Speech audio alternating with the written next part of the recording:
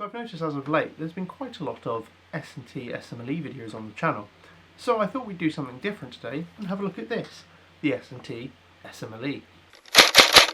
Now I thought I'd do this video to kind of round out the series and talk about how this rifle performs now that I've done some upgrades to it. Now these aren't the be all and end all of upgrades, and really all I've done is change the barrel, hop-up rubber and the spring in it. So now this is running at about 1.1 joules with 0.36 gram BBs, so I thought I'd take it to the range and see how it does. Now for reference, there are two previous performance tests of the rifle. There's the rough cuts video, which was showing it very early on and was a very rough and ready quick range test of it. And there's also the grouping test and slightly more scientific range test that appeared in the review video. So I'll link the rough cuts video there because this is probably the most apt comparison to the video we're doing today. So with that out of the way, let's jump on over to the range and see what kind of grouping this gets at 30 metres. Hello again and welcome back up to Gunman Tuddenham's range on a much sunnier and warmer evening. I've got the SMLE, though this time I've done a barrel and hock change, so it now has a Crazy Jet 300mm barrel in it and a Maple Leaf MR hop rubber in it. Still the same spring as before, the TM L96 M130 on 3.6s. This is doing about 1.1 joules, 250 FPS on 3.6s. I'm going to double check that in a minute. But let's just test the 30 metre target again. And I'm going to aim at the bottom centre of the paper target. Nice and comfy. And we're going to do five shots onto the paper.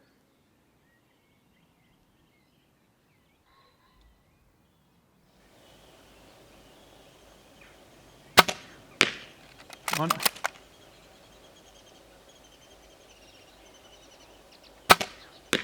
two,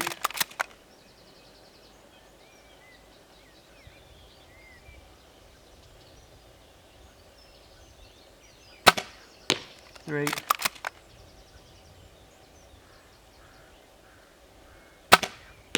four,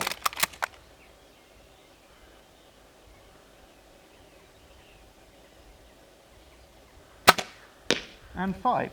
So let's go down there and have a look and see what that grouping's like.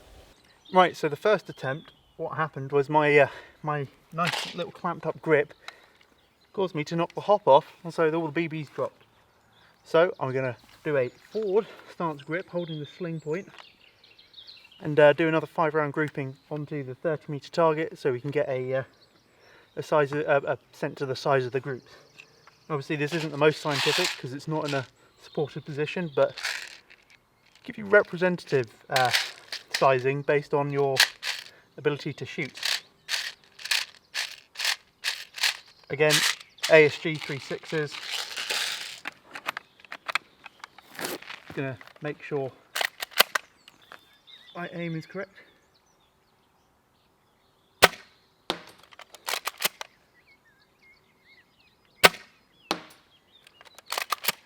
One more. Okay.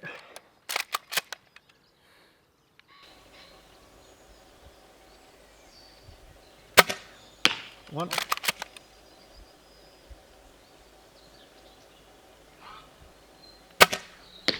Two. Three. I think that one might have been low right. 4, 5.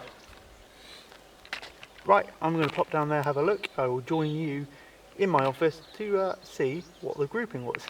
So yeah, I did cock it up slightly there. That is again one of my major issues with the rifle, is I tend to end up holding it and nudging the hop with my finger. But the second try, we can see we got all 5 shots onto a piece of A4 paper, they're all on the left half of the page. So less than the width grouping and about the height of an A4 piece of paper in terms of vertical spread. Now admittedly some of that is going to be down to Mug and Tear's shooting ability as opposed to the rifle. If I had a scope on it at the time that I could rely on being zeroed, then I could probably get that grouping down a bit, but 30 metres you're going to hit the player. So with 30 metres out of the way, let's jump on over to 40 metres and see how it does. Try getting 5 rounds on that consecutively. That helps if you don't nudge your hop.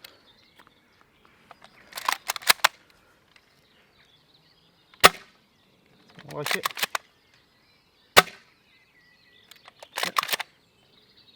So, 1, 2, 3, 4, 5. And again, no problems at all. That's 100%. All 5 shots all hit the oil drum. So all good. A player size target at 40 metres, no problem. And now let's take it out to the 50 metres, which previously was a bit more of a challenge.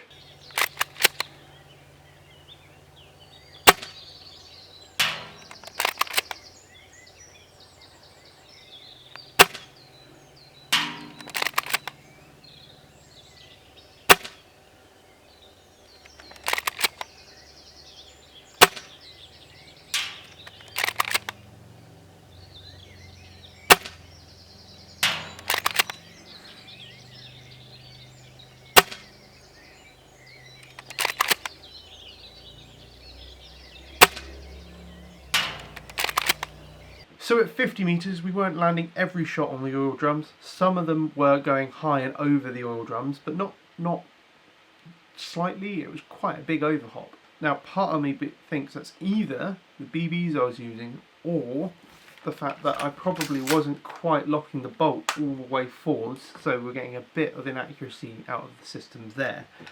But then again, that's me running it fast as opposed to running it properly. If you run it properly, you can probably bring that grouping in.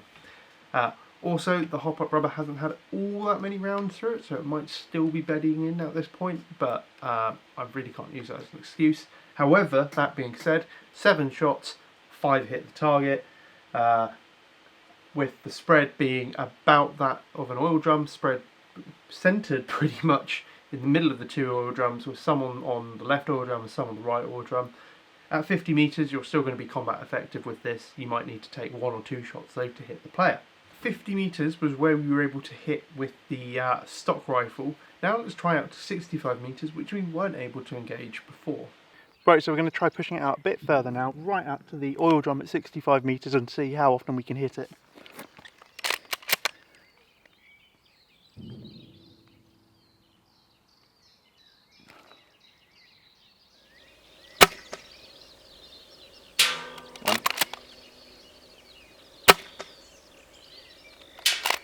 Two. Nope.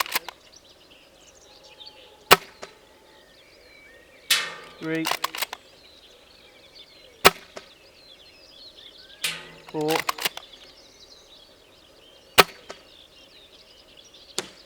Hit the oil drum to the left of it. Curve right.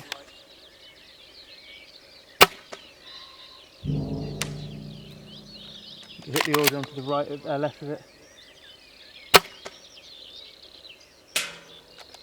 5. That's really good to see. This rifle is now usable out to 65 metres. Beforehand, we just weren't getting the range to hit that oil drum. But now, we managed to land 5 shots on it, and it only took us 9 to do it. And of those 9 shots, the 2 of the misses were very near misses and actually hit the oil derrick next to it, just on the left. Now I feel that part of that is going to be me as opposed to the rifle. I'm not a big fan of leaf sights, and if I had a telescopic fitted, then I probably would have been able to bring that number of shots required down and bring that hit rate up. But still, 55%, that's averages. You need 2 shots to hit your target at 65 metres. That's still perfectly usable. So let's try and figure out what the absolute max range of this rifle is. And for that, we're going to try and hit our 80 metre targets.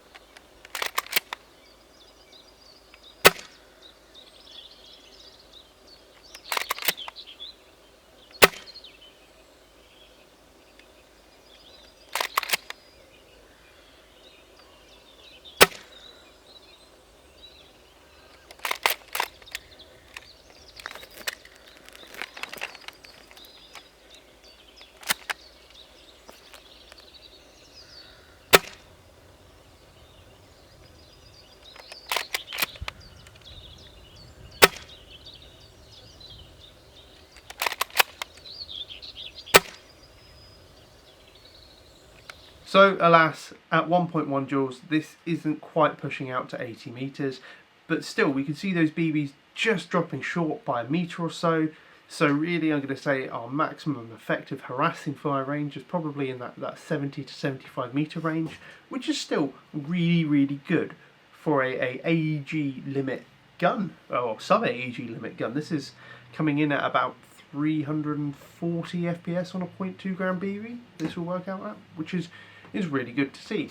Which means this is pretty much as good as I really want it to be for using in skirmishes, and I can't wait to get back out to the field again to give it a go and see how it performs, especially now that I've got a scope on it. So that's it for this video. It was quite a short, quick video, just something to kind of round off the saga of the SMLE. There are more videos on the way. I've got quite a few in the works that I actually need to just sit down and do. But thank you all for watching. I know it's the end of the video, but if you haven't already, please do consider subscribing and dropping a like and a comment down below. It really does help. And if you feel so inclined to do so, please share the video to help other people find out about this channel and hopefully help them out too. So, thank you all for watching, and I'll see you again soon in the next video. Hola!